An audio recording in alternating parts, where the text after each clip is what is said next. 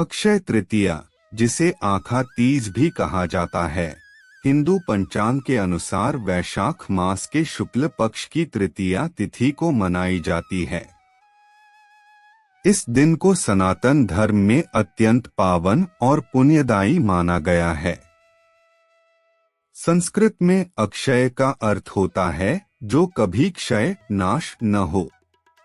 इसी कारण इसे वह तिथि माना जाता है जब किए गए शुभ कार्यों और दान पुण्य का फल कभी समाप्त नहीं होता।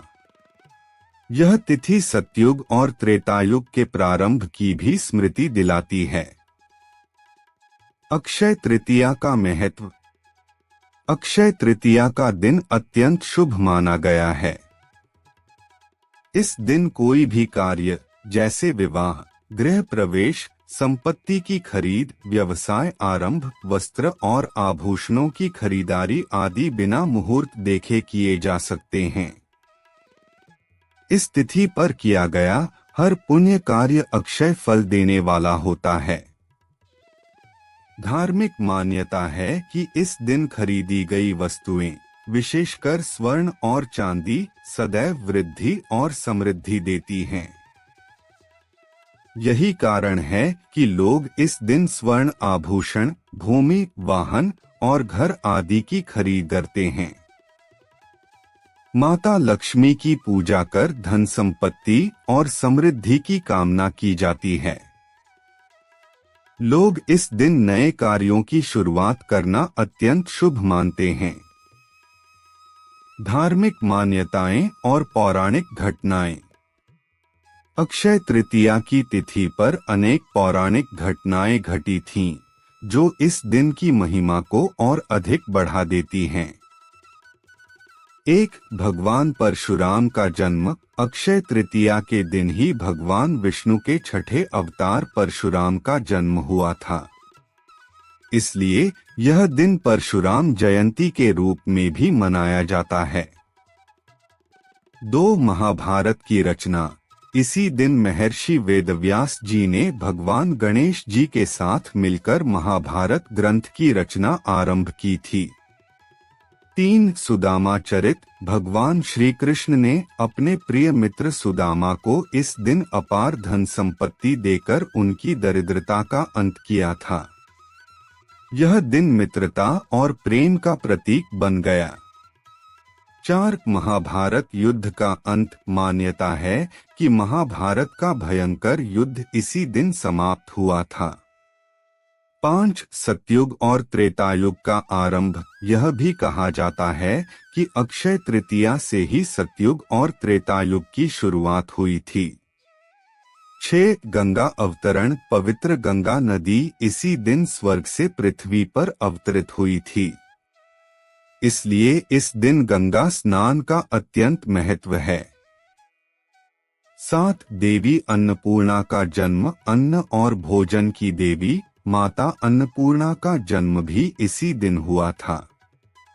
8, सौर चंद्र योग। इस दिन सूर्य और चंद्रमा दोनों उच्चतम स्थिति में होते हैं और समस्त ज्योतिर्मंडल शुभ फल देने के लिए सक्रिय होते हैं। 9, जगन्नाथ रथ यात्रा की शुरुआत। उड़ीसा के पुरी स्थित जगन्नाथ मंदिर में रथ यात्रा के लिए रथ निर्माण की प्रक्रिया अक्षय तृतीया से आरंभ होती है। 10, बांके बिहारी जी के चरण दर्शन। वृंदावन के प्रसिद्ध बांके बिहारी मंदिर में केवल इस दिन उनके चरणों के दर्शन होते हैं। 11, बद्रीनाथ मंदिर के कपाट खुलते हैं। 4 धामों में से एक भगवान बद्रीनाथ का मंदिर इसी दिन श्रद्धालुओं के लिए खोला जाता है। इन सभी धार्मिक घटनाओं के कारण अक्षय तृतीया का अत्यंत आध्यात्मिक महत्व है। धर्मदास की प्रेरणादायक कथा। प्राचीन काल में धर्मदास नाम का एक वैश्य था।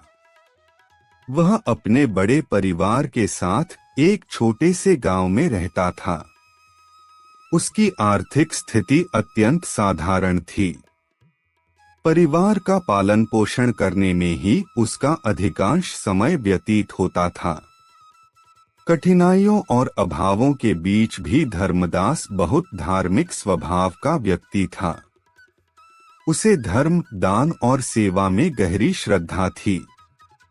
वह अपने पूर्वजों से अक्षय तृतीया व्रत के महत्व को सुनता आया था और उसका गहरा विश्वास था कि इस तिथि को किए गए दान, पुण्य और पूजन से ही उसका परिवार कभी भूखा नहीं सोया।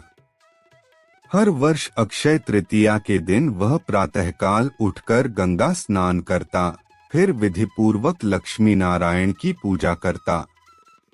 उसके पश्चात वह अपनी सामर्थ्य के अनुसार वस्तुएं जैसे जल से भरे घड़े, जौ, सत्तू, चावल, गेहूं, नमक, गुड़, घी, दही, वस्त्र, सोना आदि भगवान को अर्पित करता और दान स्वरूप ब्राह्मणों को समर्पित करता था।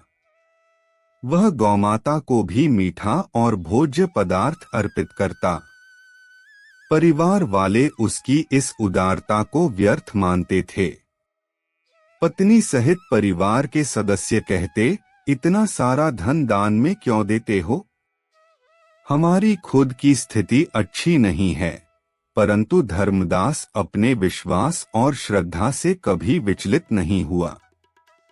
जब कभी ब्राह्मण नहीं मिलते तो वह धार्मिक ग्रंथों के अनुसार गौ सेवा करता, क्योंकि ग्रंथों में गौमाता को ब्राह्मण तुल्य माना गया है। जब वह वृद्ध हुआ तो अनेक रोगों ने उसे घेर लिया, फिर भी उसने धर्म, कर्म, व्रत और दान का त्याग नहीं किया। अपने कठोर संकल्प और अक्षय तृतीया की श्रद्धा के कारण अगले जन्म में धर्मदास कुशावती नामक नगर का प्रतापी और धर्मनिष्ठ राजा बना। उसका नाम कुशराज पड़ा। वह न केवल धनवान बल्कि धर्मात्मा, न्यायप्रिय, शीलवान और महान दानी भी बना। उसकी ख्याति दूर दूर तक फैल गई। कहा जाता है कि उसके महायज्ञों में त्रिदेव ब्रह्मा, विष्णु और महेश स्वयं ब्राह्मण के वेश में सम्मिलित होते थे। धर्मदास को अपने पुण्य कर्मों पर कभी अभिमान नहीं हुआ। वह सदैव विनम्र रहा और दान को ही सबसे बड़ा धर्म मानता रहा। अपने प्रजा के कल्याण और रक्षण को उसने जीवन का परम उद्देश्य बना लिया। जनश्रुति है कि यही कुशराज आगे चलकर भारत के महान सम्राट चंद्रगुप्त के रूप में जन्मे। जो भी श्रद्धालु अक्षय तृतीया की इस पवित्र कथा को श्रद्धा से सुनता है और इस दिन विधिपूर्वक पूजा, स्नान, व्रत तथा दान करता है, उसे अक्षय पुण्य, यश और समृद्धि प्राप्त होती है। इस दिन ब्राह्मण, गौ, पितरी और देवताओं के नाम से यथासंभव दान करना चाहिए। दान के बाद प्रसाद रूप में कुछ अंश ग्रहण करें। विशेष रूप से जल से भरे कलश, छायादार वस्तुएं, पंखे, वस्त्र, अन्न, स्वर्ण आदि का दान अक्षय फलदायी माना गया है। अक्षय तृतीया वह दिव्य तिथि है जो शुभता, श्रद्धा, सेवा, समर्पण और दान का प्रतीक है। यह तिथि हमें प्रेरणा देती है कि चाहे जीवन में कितनी भी कठिनाइयां क्यों न हो, धर्म और दया का मार्ग कभी नहीं छोड़ना चाहिए। धर्मदास की कथा इसका जीवंत उदाहरण है। अक्षय तृतीया न केवल भौतिक समृद्धि का पर्व है, बल्कि यह आत्मिक उत्थान का माध्यम भी है। यह हमें याद दिलाती है कि सच्चा पुण्य केवल धन से नहीं, श्रद्धा और सेवा भाव से अर्जित होता है। प्रिय मित्रों, अगर आपको यह कहानी अच्छी लगी हो तो कृपया कमेंट बॉक्स में अपनी राय जरूर दें। आपके विचार हमारे लिए बहुत मूल्यवान हैं और हमें बेहतर सामग्री प्रस्तुत करने की प्रेरणा देते हैं।